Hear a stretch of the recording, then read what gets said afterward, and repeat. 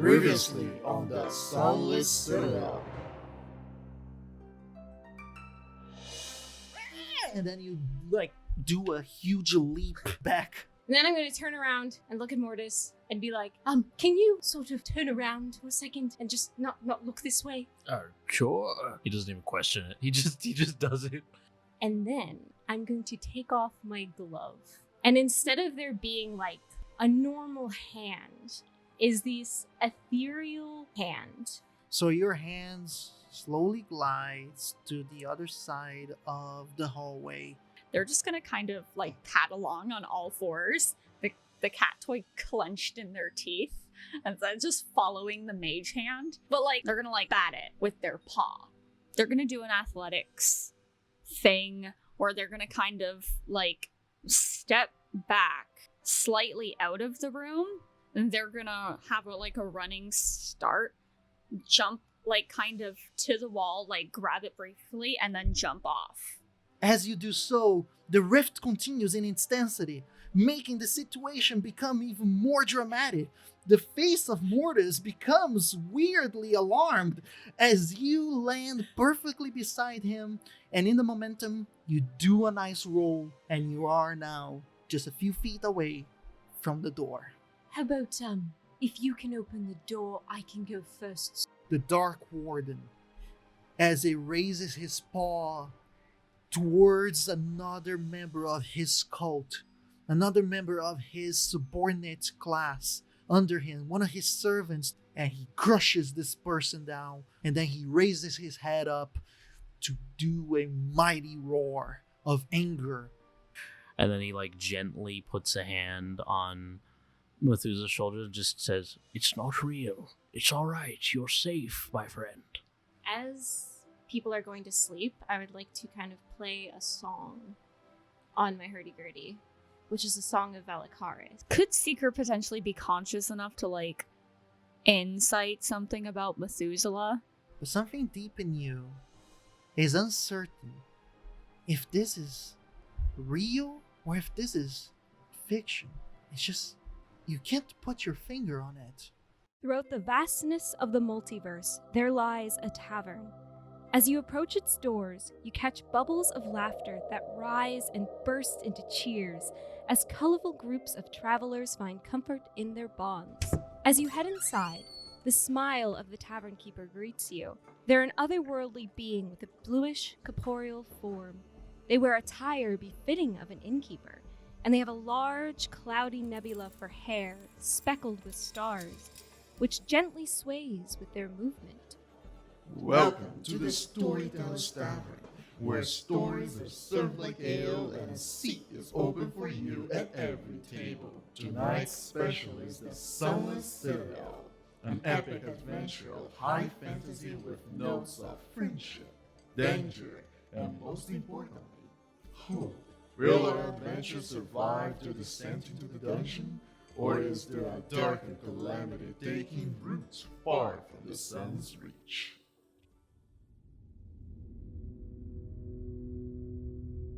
Okay, so you guys are still within that dark room. It's resting as Methuselah is making sure that you guys are having your rest by finishing his song and making sure that nothing in the darkness attacks you guys.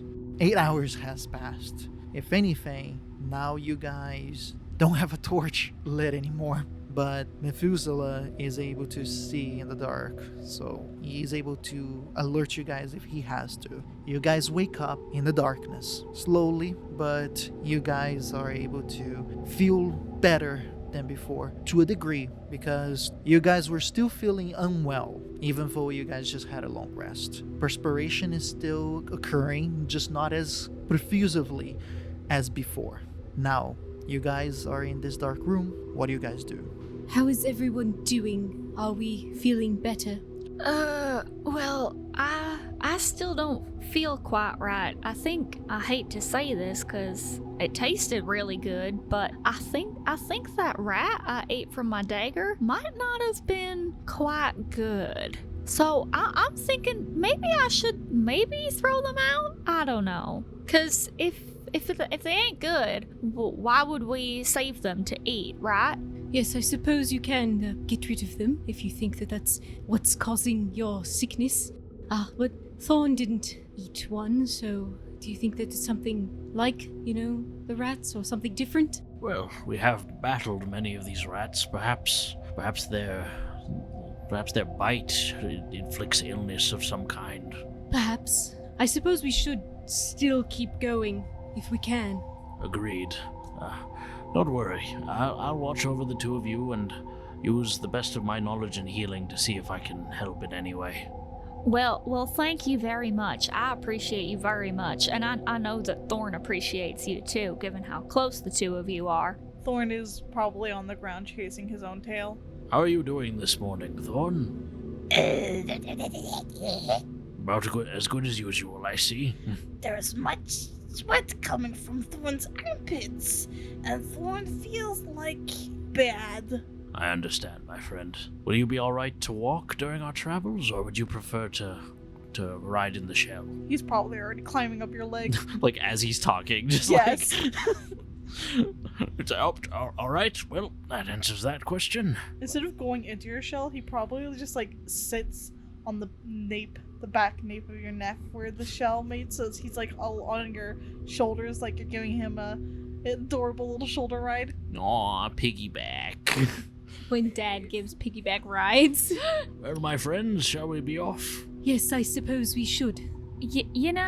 Mortis, I really do think it's adorable, the bond between you and Thorn. Well, I do my best to take care of him. I never had children of my own, so I suppose in a way I'm trying to take care of him as though he were my son. And I just think that's beautiful. The cat lady tells us that we should all help take care of each other because we're all part of the same litter, kind of. Like, we're part of the same litter even though we're very different. And I think that your goddess probably agreed that looking out for others is a good thing. He takes a pauses for a moment as we're walking, just like, well, she definitely is in support of the natural cycle of life, and while we are of the living, it is important to take care of one another and support each other. But when we all reach our time, unfortunately, we must pass on. Well, that's very interesting. I'd love to learn more about your goddess at some point. After Thorn climbs onto Mortis's back, he will take out a torch from his bag and light it so that Mortis can see, because he knows that Mortis does not have the most concise eyes anymore. And then, as soon as Thorn lights up the torch, Mortis is just like, thank you, my friend. I didn't want to be a bother, but I couldn't really see much for a while there. The room lights up with the light of the torch, allowing you guys to see the room within, and of course also the sculpture in the far end of the room of the mighty dragon. So, can we do an investigation or perception? Yes, you can do either. You tell me which one, and that will differentiate the difficulty. I'll do a perception. I'm also going to do a perception for Seeker. That would be a 17 for Seeker. I get my bardic inspiration back because I got a 1. I imagine Methuselah's just a little bit too enamored with the fucking dragon. Yeah, if anything, as Seekers looking around to see if they can perceive anything out of the ordinary or that could indicate anything hidden, Methuselah intended to start doing the same, but once their eyes lands on the dragon, that's the focus point for Methuselah. Does Mortis and Thorn do anything? You think Thorn kind of pats Mortis's head to try to get him to go over to where the dragon statue is, because Thorn wants to investigate it just to get a closer look at it. Funnily enough, I was also thinking of investigating the dragon, so he'll nod his head and walk over to the statue. Thorn is the one holding the torch, right? Yes. So as you guys start to make your way towards to the dragon statue, the closer you get, the better it is to discern the finer details about this statue. It is a beautiful white marble sculpture, detailed enough to capture every single scale, the expression of anger on the dragon's face. And interestingly enough, there's also veins of red from the mineral itself. So it creates a very interesting texture of the white marble with veins of red that goes throughout the statue. You're no more than 5 feet away from the statue itself when a certain glint of the light against the smooth surface of the white marble kind of shines in a bluish hue. That is noticed by Mortis. After this bluish hue that glitters against the light of your torch, the mouth of the dragon starts to move. So it closes it. When it opens again, a booming, growling voice echoes throughout the room, which means that all of you guys are able to hear that. And the statue says, We come at night without being fetched. We disappear by day without being stolen. What are we? and then the mouth stops as it was before, agape in a monstrous position. Can I do a wisdom saving throw? Because I feel like this would trigger some trauma. Go for it. God, I'm rolling garbage today. That's 2 fucking critical failures. I got a nat 1. I'm going to say that for the next few moments, Methuselah is stunned, frozen where they stand. Have fun doing the riddle, guys. Mortis is just gonna kind of like look around in surprise. Well, seems we've come across another devastating trap or whatever this is. We should be cautious, my friends. We're not sure what this may activate. Did Seeker find anything with that 17? Unfortunately, no, they did not see anything out of the ordinary. On a scale from 1 to 10, in your expert DM opinion, how easy do you think it would be for Thorn to climb up onto the statue? It is a tall statue, a good 10 feet tall, but it's not impossible, and the craftsmanship is so well done that there is enough grip points for you to easily climb onto the statue. Basically, it's going to be a very easy athletics check for you to do. He wants to try to climb up onto the statue. Roll an athletics check.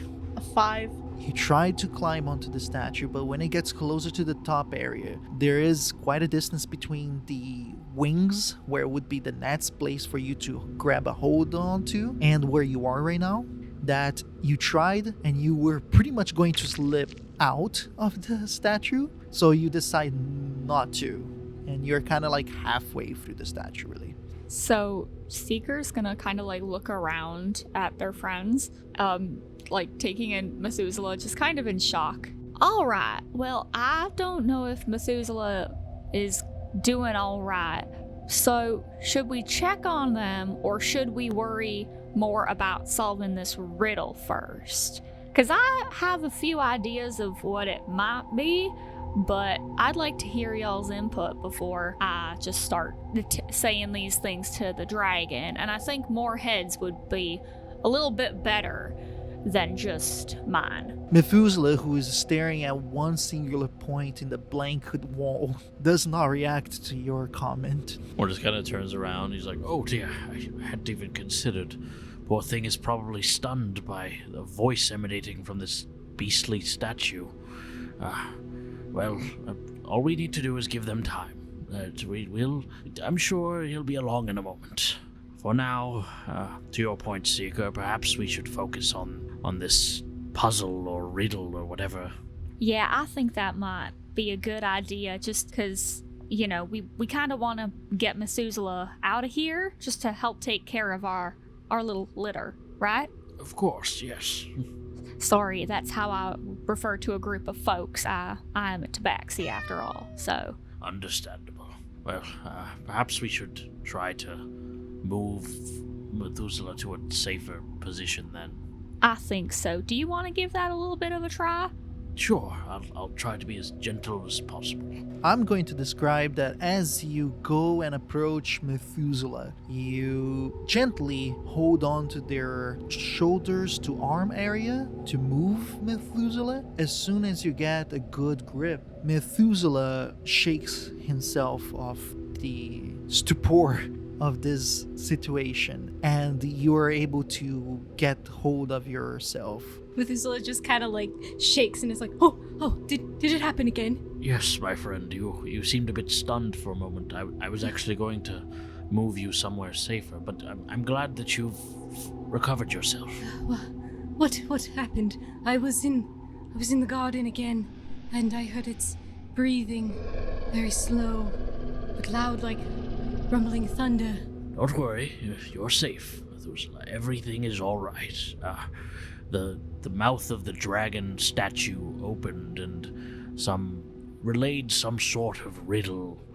I believe that solving it will allow us to pass through here. Oh, what did it say? I don't think I quite heard that. Well, the dragon said, "We come at night without being fetched. We disappear by day without being stolen. What are we?"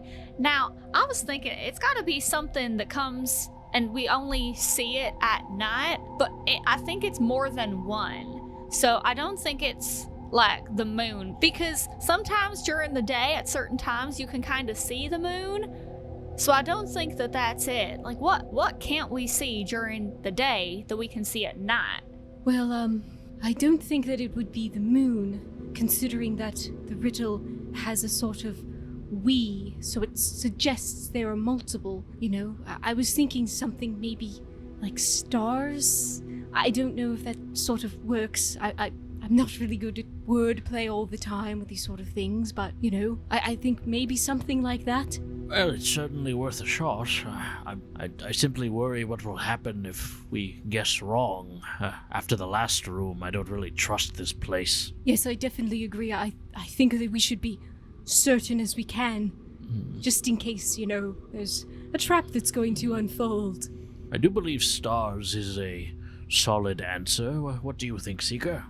I think that that's the best answer that we could come up with, and I mean, the three of us agree, and I think we're a fairly intelligent group of adventurers, because that's what we're doing right now. We're on a little adventure together. Yeah, so if we're all in agreement that we want to guess stars, I think that's what we should go with. While this is happening, because Thorn is unsupervised, can he attempt to climb further up the statue from where he is? Right ahead. 14. The only way for you to be able to reach past that point before is to jump. You crouch. Position yourself. Does the very iconic wriggling your rear to make sure you're getting enough momentum, and with it you lunge up and you stretch as best as you can, and you almost feel the grasp of your fingertips encasing the very beginning of the wing of this statue. It's not closing, and you are almost falling. And in the very last second, you grip it, and you're able to lift yourself. And now you find yourself at the top of these very big statue. You are at the head of this dragon. He's probably just gonna sit on the back of the dragon's neck, like behind its head, very proud of himself holding the torch. Mortis, would you like to tell the dragon our answer, or would you prefer if I did it? Let me take the lead. In case there's any sort of danger, let it fall on me. Alright. He's gonna walk up to in front of the statue. Methuselah is going to hide behind Mortis, just expecting a horrible trap to unfurl. Mr. Dragon, sir. From on the back of the dragon, you hear Thorn go, Yes, it is I, the dragon! Mortis just has an exasperated dad look, just Thorn, what are you doing up there? I climbed! Just be safe, all right? I am the dragon. There's no thorn here. Then Methuselah says, "Oh no, it speaks," and just like cowers even more. Relax. It's just Thorn. Thorn climbed up there and is speaking through the dragon. There's no thorn here. It's only the dragons. Seeker's gonna pull their daggers from their boots and just offer one to Methuselah. Just in case you want it to help you out. If worst comes to worst. Methuselah just takes it and is just like kind of like holding it up, like really awkwardly as they're like hunched over behind Mortis. You're doing great. We'll make it through. Thank you. Thorn, I'm about to say a password, potentially, and I'm not sure what's going to happen. Just make sure that if that statue starts to move, that you get down safely, alright? There's no thorn here, but yes, I will do that. He takes a second to compose himself. Alright. Well, she be with us. Is the answer stars? As you say this word, stars, no reaction comes out of the dragon. Instead, a small glint of cyan light glows from somewhere to the left of you guys. As you guys look towards the direction of the light, you guys see what seems to be a small shine contouring what seems to be a door-size shape on the wall. Almost as if it was one of those fire paths. You know, it goes from the bottom all the way to the top of this shape of the door, goes to the other side and down again. And when it finishes its path, that section of the wall pushes itself outwards and then swings open as if it was a door itself. Secret tunnel. We didn't see that before, did we? No. Or is it just gonna kind of glance over at the opening door? Oh, well, it appears that we've gotten it right. Very well done, Methuselah. Thank you. Thank you for speaking it. Well, I try my best. All right, Thorn, come down. We have to get going. Yours was wrong. The answer was rock. Now you'll die. Or is it just gonna kind of walk around the base of the dragon statue? Can he, from the ground, can he see where Thorn is? Oh yeah, especially because Thorn is still holding the torch, so it's literally a beacon in the top of the statue. Do you want me to climb up there and get Thorn for us? Let me see if I can convince him to come down. If not, then yes, that would be appreciated. Thorn, I would really appreciate it if you came down. In your condition, you shouldn't be climbing up that high. Okay. And he'll climb down carefully. Oh, thanks, she. You sound a lot like my father used to when I would do things like that. I once climbed to the top of Cat Castle on the outside with Faith and my other friend Hummer. Well, that sounds dangerous, but fun. Oh, it was a lot of fun, until my father told us all to get down before we got hurt. Well, yes, fathers have a way of concerning themselves, sometimes to an extreme. Well, should we keep going then? Right you are, Methuselah. Let's get moving. You guys find yourselves in this large hall. A hall that is just as long as it is wide. The smell here is even heavier than the previous ones. This place must have been abandoned even longer than the previous ones. And it feels uncomfortable to be in here. Looking at the rest, trying to see the details, and using the torchlight as assistance to it, you guys see 6 alcoves on the walls to the left and right. Each alcove has what it seems to be a statue. This statue, a bit taller than a normal man's stature, is depicting armor. This armor has a combination of metal over top of robes, ceremonial robes that could be easily seen in religious or cultists' rites. But this armor, on top of the robes gives the impression of being something elegant, something close to a nobility-like organization. And a good chunk of this armor better reminds you of scales, and the robes are meant to almost give you the impression of wings, especially where the arms are. And some of these statues are wielding weapons of stone to compose the rest of the statue. Some are wearing sheathed swords and they're holding halberds on their hands. Others are wielding staffs, magical staffs, with a dagger sheathed on their belts. And some of them have different variations of the same, but it is very noble in this case. In the very far end, there is an archway, very similar to the previous room one, but different from the previous room. This archway is open, and you can see a little bit of the next room as well in it. As well, you get to see something different just in the foot of the archway itself. Almost as if it was something darker in that section of the floor. You guys need to get closer to see it. Could we do like any sort of history check on this armor to try to like figure out, if it's from something, like it's from a specific worship or cult? I was wondering if I could actually do a religion check. History would be more appropriate. And yes to the question. I'll do one too. I rolled a 17. Thorn also rolled a 17. I got a 15. I got an 18.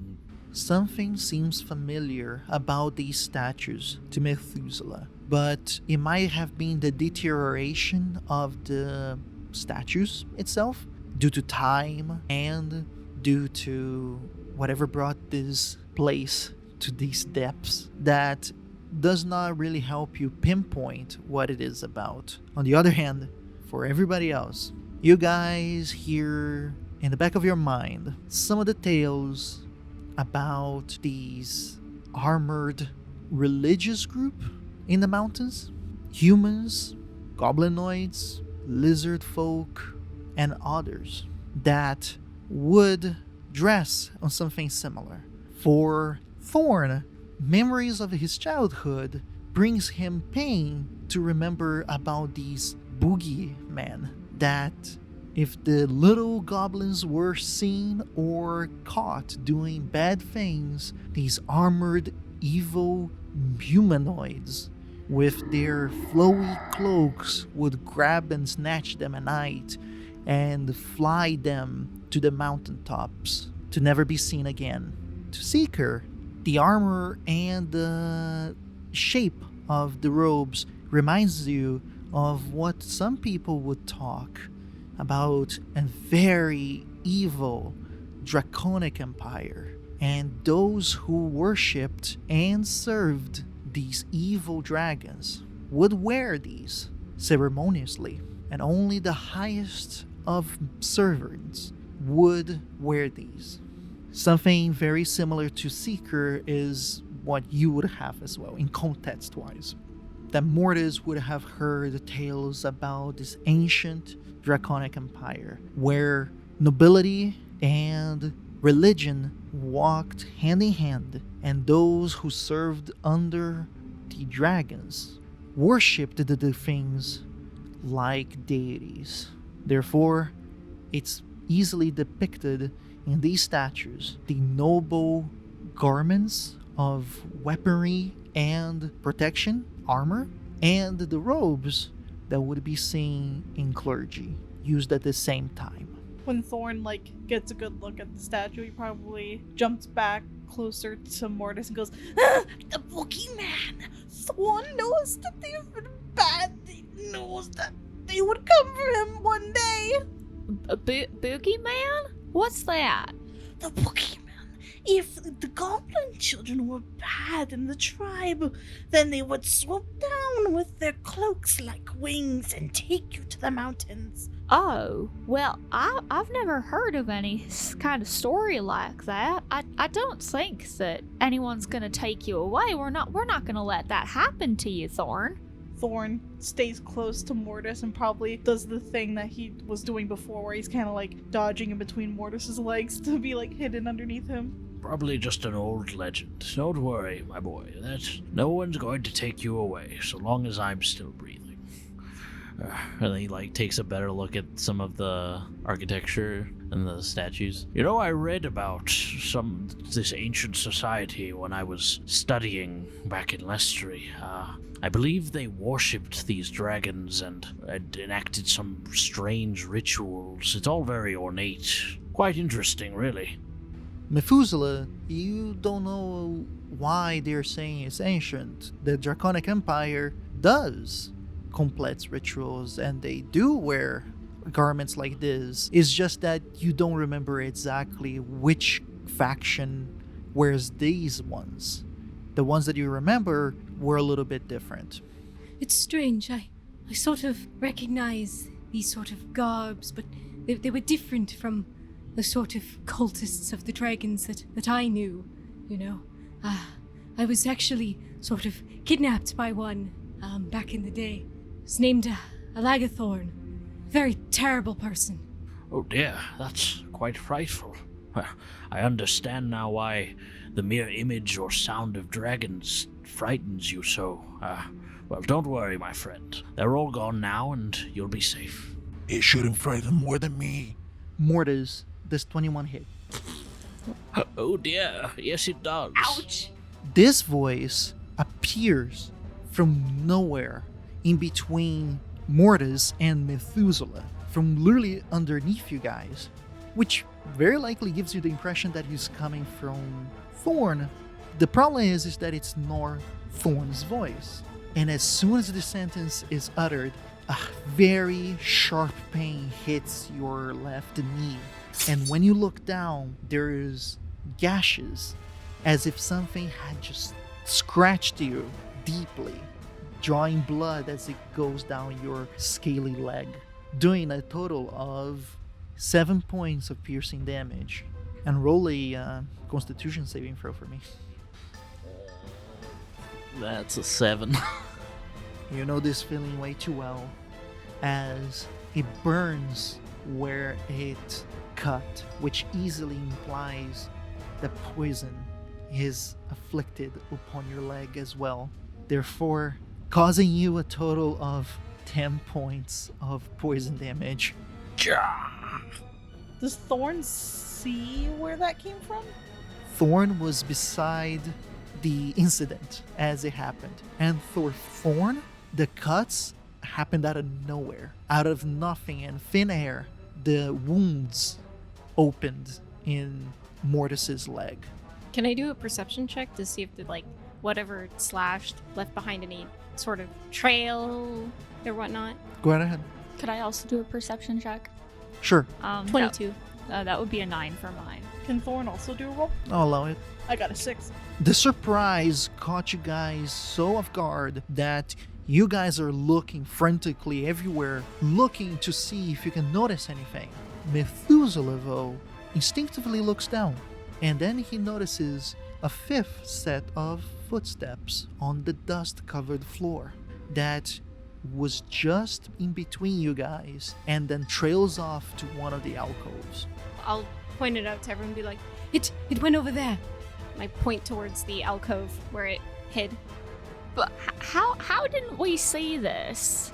We can figure that out after. Let's just deal with whatever this is. You're right. Mortis, are you okay? I will be. Let's just get whatever that thing is. He's gonna pull out his great sword. Methuselah, you still have the dagger, right? Yes, I do. All right. You hold on to that, okay? I'm trusting you. You guys then stride carefully but quickly towards that direction. And as you're halfway through, you guys hear this weird voice again, coming from directly that alcove. I've been waiting a lot for people to come. I've been very hungry, and you guys will serve me well. Getting close enough, the torchlight lights up the alcove, and at the very top, there's this weird, scaly little creature that has weird horns protruding out of its forehead, temple, and cheek. It has a small but very long tail. It best reminds you of a possum's tail, but there is some sort of like weird shaped circular hoof coming out of it. It has very long fangs and very sharp claws that is at least an inch long. It is at the very top of the statue. It looks at you guys with these very deep, dark pools that you guys see as its eyes, and then its very small, very toothy maw opens wide and does a horrible screech.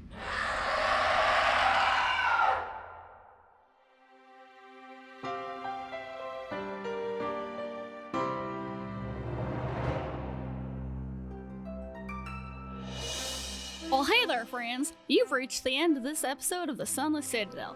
Thank you so much for listening. Subscribe to us on whatever app you use to listen to podcasts, and be sure to catch the next installment of the Sunless Citadel every Thursday at 12 p.m. EST. If you like the show, please consider leaving a review. It's a small way to show your support that goes a long way. To connect with us, follow our social media accounts, and if you'd like to support us, well, you can head on over to our Patreon to join the conversation, view sneak peeks of our next project, and discover our fantastic bonus content. Our intro score was created by Patrick Gordon from Off the Beaten Path Musical. The Sunless Citadel can be found in Tales from the Yawning Portal by Wizards of the Coast. The world of Nosso Mondus was created by Pedro Stockler. Thanks again for listening from all of us at the Storyteller's Tavern.